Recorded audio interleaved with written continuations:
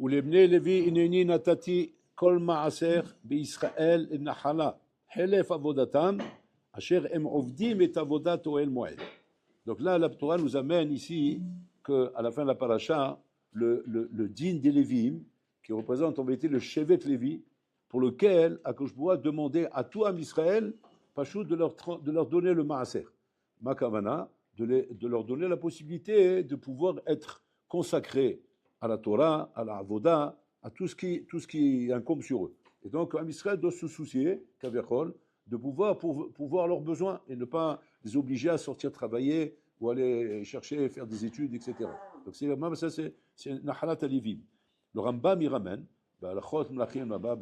sauf Achot Yovel, excusez-moi, il ramène là-bas que pas seulement les Lévim, et la Kol Mishenesa Olibo, tout celui que son cœur s'est élevé d'être comme les Lévim, c'est-à-dire d'être Torato ou Manuto, alors celui-là aussi, Am Israël a le devoir de l'entretenir et de lui pouvoir ses besoins et de lui donner tous les moyens qu'est de la chevette Vilibon, qui n'est pas obligé d'aller chercher à droite, à gauche, des moyens, comment s'en sortir, comment vivre. Donc, ça, c'est ce qui est ramené ici. Maintenant, la question est de savoir pourquoi les Lévim d'Afka. Pourquoi les Lévim d'Afka, ils ont eu ce srout d'Afka d'être choisis parmi les Shvatim pour être ceux qui sont le Shevet Anifrar. Anifrar, c'est-à-dire le Shevet élu, qui eux sont ceux qu'on doit pourvoir leurs besoins, on doit les entretenir, on doit les aider. Maya miyuchad.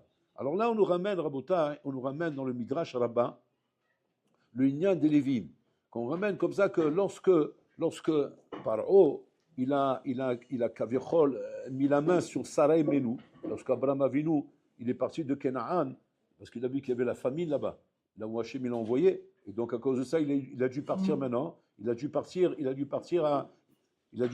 à comment ça s'appelle, en Égypte. Il a dû partir en Égypte. Et quand il est arrivé en Égypte, tout de suite, il a vu Sarah, une belle femme, blanche, ils sont tous crêles là-bas, c'est tous des noirs. Donc il a vu une blanche, peau blanche. Là, il dit, ah, c'est belle celle-là, c'est une belle femme. Et donc il a mis les yeux sur elle. Suzuka Balamavi lui a dit, c'est ma sœur. Donc a priori, il n'y a pas de problème. Donc il n'y a pas de problème de dire, maintenant je suis en train de prendre la femme de quelqu'un, c'est pas immoral ce que je fais. Il y a Paro, qui est un chef d'État, comme il faisait attention à l'immoralité. Parce que sinon, après, l'opinion publique, il va être à la première page des journaux. C'est-à-dire, un chef d'État, il n'a pas honte. Il est venu s'attaquer à un pauvre monsieur qui est venu Sarakol demander hospitalité en Égypte pour avoir de quoi manger. Et au lieu de... Qu'est-ce qu'il a fait? Il a pris sa femme. Boucha, c'est honteux. Donc il avait peur de sa renommée et du Shemra. Donc pour ça que, quand il a entendu quelle est sa sœur, il dit, ah, là, je n'ai pas de problème de Shemra. Donc là, je peux la prendre. Il a pris.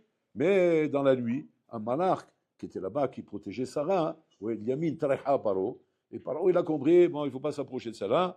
Il a compris qu'en fin de compte, c'était la femme d'Abraham. Il a été voir Abraham. Abraham, la Malo Martali, pourquoi tu ne m'as pas dit que c'est ta femme? Regarde, à cause de ça, je me suis fait avoir, rouler comme ça et comme ça. Bon, les Marasé, il a expliqué pourquoi. En fin de compte, il a donné des matanotes à Abraham Avinu. Il a enrichi Abraham Avinu. Abraham Avinu est devenu riche grâce à cette histoire. Et entre autres, il a donné à Abraham Avinu Eretz Goshen. Eretz Goshen, la terre de Goshen. La terre de Goshen qui va être plus tard la terre où vont débarquer à Israël quand ils vont arriver en Égypte. Donc la terre de Goshen, il a donné à Sarah. Maintenant, ça c'est Mina Shamaim. Quand je a voulu que cette terre soit sanctifiée et devenue Kadosh pour recevoir Israël. Comment elle est sanctifiée? Par le fait qu'elle rentre dans la propriété du tzaddik. Tout ce qui rentre dans la propriété du tzaddik s'élève spirituellement, même le domaine, même le minéral, le végétal, s'élève automatiquement. Et donc à ce moment-là, ça devient comme Eretz Israël. Et donc les Shvatim peuvent débarquer là-bas, comme si ils sont Be'eretz Canaan, ils débarquent là-bas, et là-bas ils sont préservés de la Touma de l'Égypte. Parce que l'Égypte, c'était connu, c'était c'était le fief de la Touma, Sodome et Gomorre de l'époque. Donc c'est vrai qu'en Israël, Yaakov Avinu débarquait là-bas, Barmenan, il ne se voyait pas débarquer là-bas. Alors que je vous dis comme toi, je vous envoie sur une terre, sainte, qui est Eretz Goshen. Et comment elle est sainte? Parce qu'elle appartient à Sarah et Menou. Il a fait. Donc maintenant, ils ont débarqué là-bas. Parce que quand il a vu que Israël se multipliait, donc il a pris peur. Il a dit, attends, Penifros, Penirbe, ils vont se multiplier, cela. C'est un danger public. J'ai une Médina dans la Médina ici. C'est-à-dire, demain, nos ennemis vont vouloir faire la guerre contre nous. Ils sont capables de s'allier avec les Juifs qui sont à l'intérieur. Ils sont de plus en plus nombreux. Et la guerre, je l'aurai de dehors et de dedans. Bah, maintenant, c'est dangereux ça. Donc il faut trouver une solution pour neutraliser ce peuple juif. Comment le neutraliser? Alors là, il aurait venu l'idée de dire on va les rendre esclaves. Très bien, seulement pour les rendre esclaves, encore une fois, Paro, il a peur de la renommée. C'est un homme moral, il fait attention à la moralité. Qu'est-ce qu'il fait pour ça? Il fait ce qu'on appelle le jour national de la brique. C'est quoi le jour national de la brique? Il a pris une brique en or, ouais, qu'il a mis autour de son cou comme ça, une brique en or, et ça, c'est le jour national de la brique. C'est quoi le jour national de la brique? On va tout sortir et on va mettre toutes nos forces pour construire l'Égypte, pour la rendre encore plus forte et plus grande, etc., qu'elle soit à la pointe du monde. Et donc, bien sûr, les Juifs, malheureusement, ils sont très aristes dans ces trucs-là, ouais, et donc ils ont tous couru tout de suite pour le kavod que Paro allait leur donner ici, et de pouvoir être appréciés aux yeux de Paro. Et donc, comme ça s'est passé après à Purim, qu'ils ont voulu trouver grâce aux yeux d'Ahashverosh, encore une fois ici, toujours la même erreur, on veut trouver grâce aux yeux des rois goïms. Et donc, ils ont voulu trouver grâce aux yeux de Paro. Bien sûr, à ce moment-là, il n'y avait pas d'esclavage, c'était du volontariat. C'est-à-dire qu'on devait venir montrer combien on est volontaire et combien on veut développer l'Égypte et combien on est des bons citoyens, on est patriotique, on n'a pas de problème, on est avec toi, Paro, notre leader, on est avec toi. Non, il était content. Donc Paro était content. Et Paro, il a montré l'exemple. Lui-même, il est descendu sur le terrain pour fabriquer les briques, pour montrer l'exemple. Maintenant, Paro, il est très intelligent. Qu'est-ce qu'il a fait? Il a mis là-bas un Mefakeach. Un Mefakeach, c'est un surveillant. Que lui, il avait un papier et il marquait sur le papier, chacun avec son nom, pas lui seulement, il y a toute une équipe, combien de briques il est capable de faire par jour. Et il les faisait booster. Ils ont fait des records, des records. Ça lui sert à quoi, Paro, ça? Ça lui sert de savoir, chacun ce qu'il est capable de faire, que demain, quand on va les rendre esclaves, il devra me faire ce quota-là. Et qu'ils ne disent pas maintenant, ah, je ne peux pas, je suis fatigué, c'est ton quota, tu es obligé de le faire. Et comme ça, Paro a fait rentrer mamash l'idée de devenir esclave. Maintenant, encore une fois, il est moral. Comment il fait ça? Vous êtes payé pour ça. On va vous rémunérer. On va vous rémunérer pour le fait de construire l'Égypte. Et donc, vous allez être payé pour ça. Et les Juifs se sont laissés embricader par ça. Ils sont partis dans le truc. Allez, ok, c'est bien, on va gagner de l'argent. En plus, on construit l'Égypte. Donc, c'est chose de bien, déroulé. Les seuls qui n'ont pas bougé, c'est la tribu de Lévi. La tribu de Lévi a dit non, nous, on a Torato Manuto, on étudie la Torah toute la journée, on ne peut pas fabriquer des briques. Paro, à cause de sa moralité, ne veut pas forcer les Lévim à devenir esclaves, comme il ne force pas les Juifs non plus à devenir esclaves, puisque là-bas, ils les payent. Mais eux, on ne peut pas les obliger. On ne peut pas leur dire venez, on vous paye. On ne veut pas. On veut pas. Alors, s'ils les obligent, ce n'est pas moral.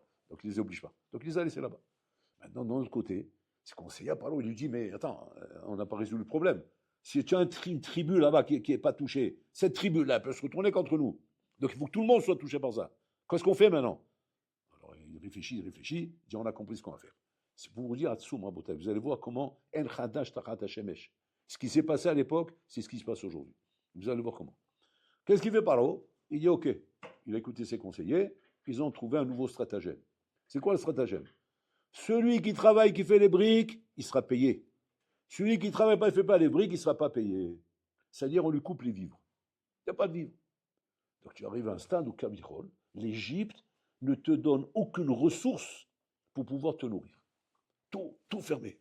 Les allocs, les aides sociales, les maonotes pour les enfants, les ganim, les trucs, les subventions des Talmud et Torah, les subventions des Shivot, les subventions des Kolélim, les subventions de ça.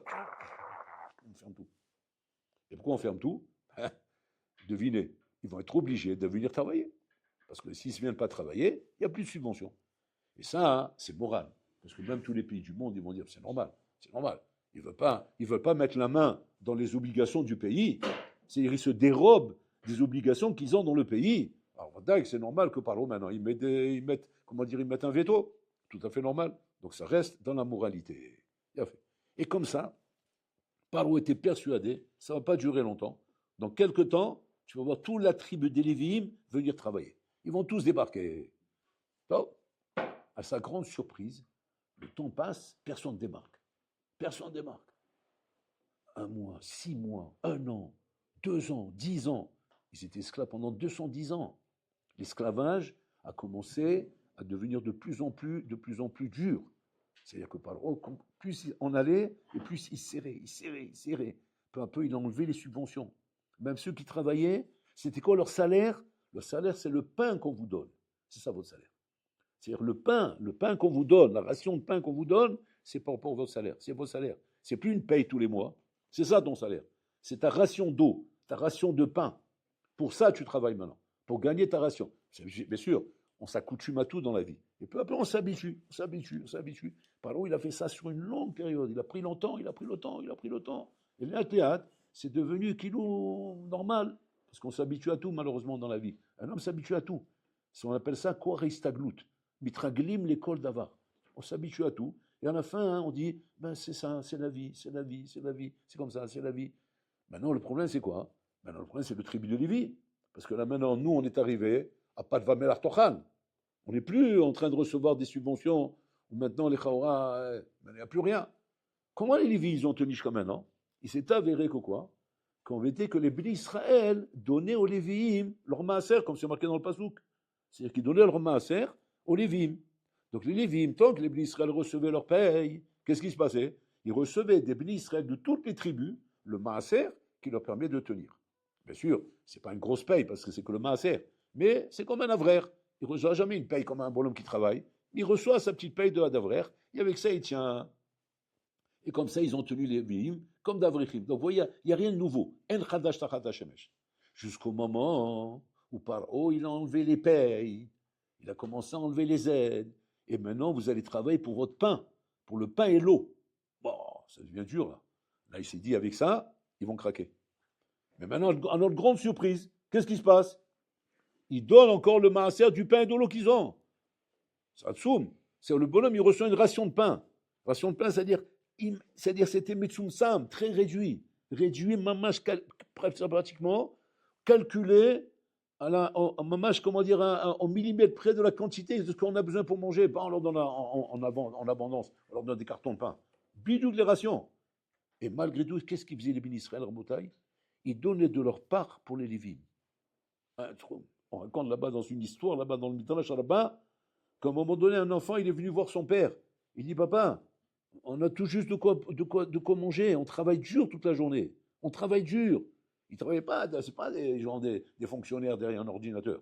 Ils fabriquaient des briques. Ils fabriquaient du ciment. Ils étaient écrasés sous le travail, sous le labeur.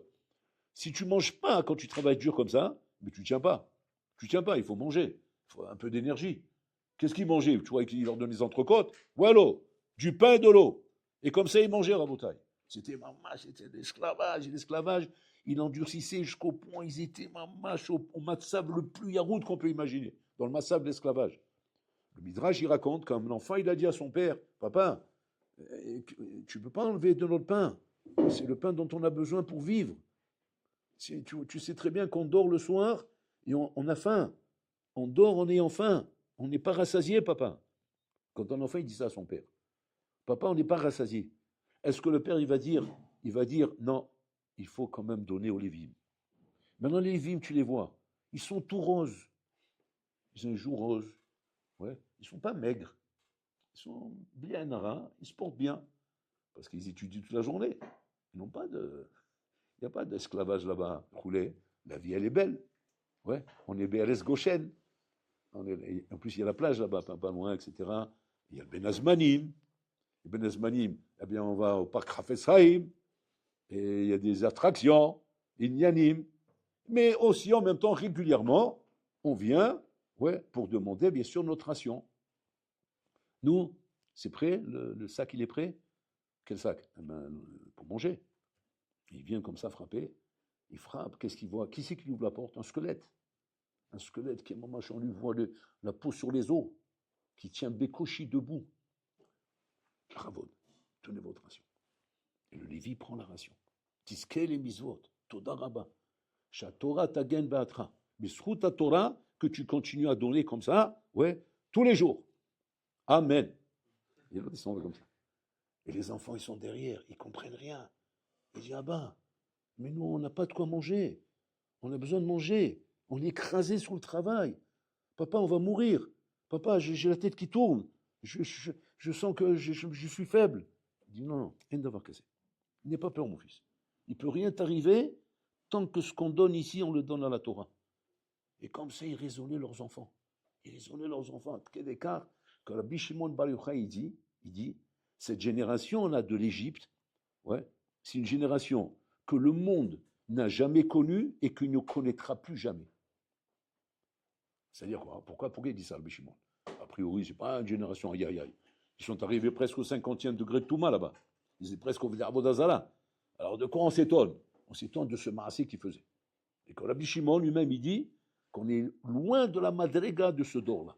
Et ce n'est pas pour rien que ce dor-là était le dor qu'on méritait de recevoir la Torah. Pourquoi? Parce qu'ils ont donné du kavod à la Torah. Mida keneged mida.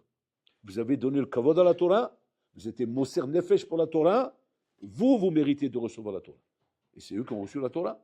Alors qu'il y a d'autres générations, à d'autres moments, qui étaient très élevés, d'un niveau beaucoup plus élevé. Tu prends Abraham Avinu à son époque, tu prends Israël Avinu à son époque, tu prends Yaakov Avinu à son époque. Eux, ils ne méritaient pas de recevoir la Torah. Baour? Non. Pourquoi non? Parce que là, on a vu le Misirot Nefesh pour la Torah. Maintenant, la question elle se pose, Rabotai. Ce n'est pas des gens comme nous qui avons vu, Rabotai, le premier Beth Amikdash, le deuxième Beth Amikdash, qui ont vu Matan Torah.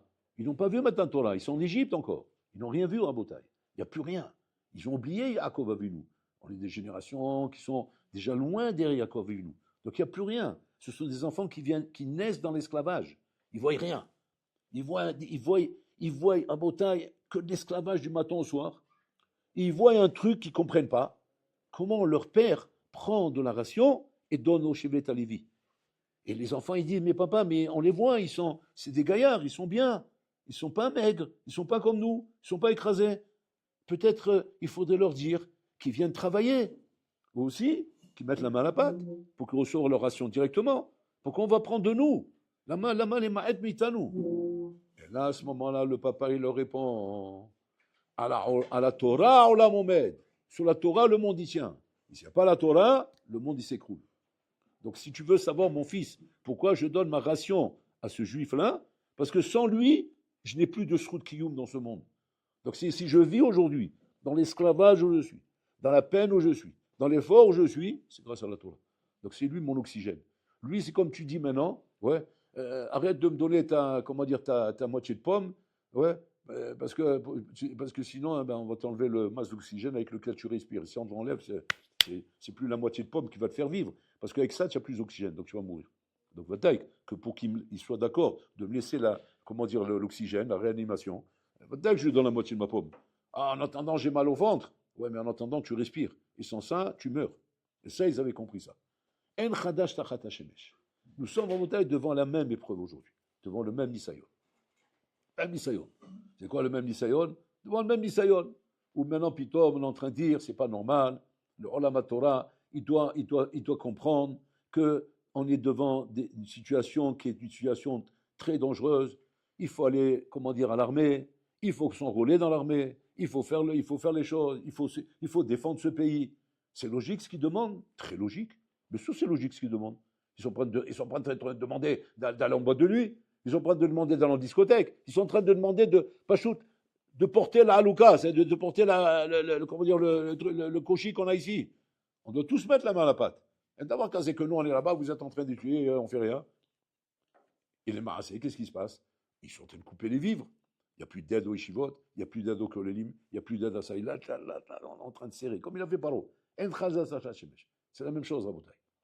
Maintenant, de l'autre côté, comment on doit réagir, nous, Rabotai? Comment on doit réagir, Pachout? Qu'il faut constamment, Rabotai, se soucier d'entretenir le Olam Torah. Et tout celui qui a les moyens et qui peut le faire, il doit le faire, Rabotai.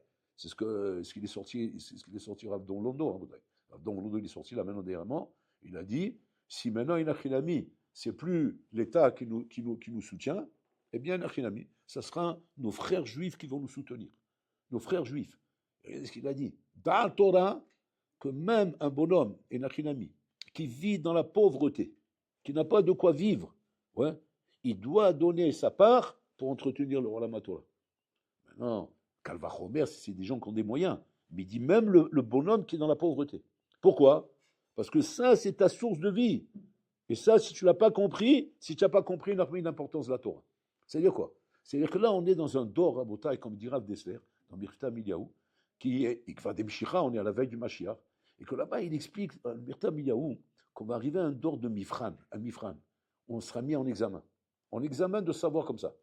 Quand il va se passer ce matzav là, comme nous voyons ici, comme nous voyons dans le Shevet Alevi, où a priori, c'est un matzav scandaleux, où si tu ne regardes pas les choses avec Da'at Torah, hein, mais tu rigoles ou quoi? Mais tu peux t'arracher les cheveux. Tu peux dire, mais il y a un problème là. C'est débile ce qu'on voit là. Comment? On laisse des bonhommes, Rabotai, continuer à étudier dans des chivotes, continuer à étudier dans les trucs, dans les kolélim, comme si rien n'était, alors que nos frères sont en train de tomber sur le front. Tous les jours, un mort, un soldat qui est tombé au Liban, des korbanot, yom, comme korbanot tamid, Rabotai. C'est des pères de famille, des enfants. On ne peut pas rester insensible à ça. Et quoi, on te laisse comme ça, soit assis comme ça en train d'étudier, et là-bas, on ne sort pas de là-bas, Rabotai. La seule réponse à ça, c'est quoi? C'est l'oxygène du monde. Sans ça, c'est pas le Liban, c'est pas Hezbollah, c'est pas l'Iran, c'est le Khamsan qui va disparaître. Et si le Khamsan disparaît, sans ses ennemis, Rabotai, on disparaît. Pourquoi? Parce que c'est avec ça que le monde y tient. Hachim, il a dit, s'il n'y a pas la Torah dans ce monde ne peut plus tenir. Tout ce qui tient à ce monde, c'est la Torah. Donc, c'est-à-dire qu'il y a des choses sur lesquelles on ne peut pas toucher. Tu peux toucher à tout. Tu peux commencer à dire ça oui, ça non, ok. Il y a des choses sur lesquelles on peut discuter. Mais des choses sur lesquelles on ne peut pas discuter. Et ça, Botaï, ça va être le Mifran Acharon, le dernier examen. De savoir maintenant comment va être ta réaction face à des situations comme nous la vivons en ce moment, où a priori tu pourrais réagir d'une manière scandalée, en disant mais c'est un scandale, c'est pas possible, on ne peut pas rester insensible. Il n'y a plus de serré dans ce malheur-là. Il y a un truc qui ne va pas là-dedans. On ne peut pas, comment dire, rester tranquille alors que nos frères sont en train de mourir là-bas. Ça veut dire que tu n'as pas compris l'importance de la Torah. Tu n'as pas compris l'importance que la Torah est là. Parce que tu as compris l'importance que la Torah est là, tu dois comprendre qu'Enachinami, un homme doit donner, il doit donner Rabotai, comment dire, sa chemise, il doit la donner pour continuer à entretenir le Olam Torah. Et que le Olam Torah ne s'arrête pas d'étudier. Parce que s'il n'y a plus d'Eshivot, il n'y a plus de Kolélim, plus de Talmud Torah, il n'y a plus rien, le monde disparaît, Rabotai.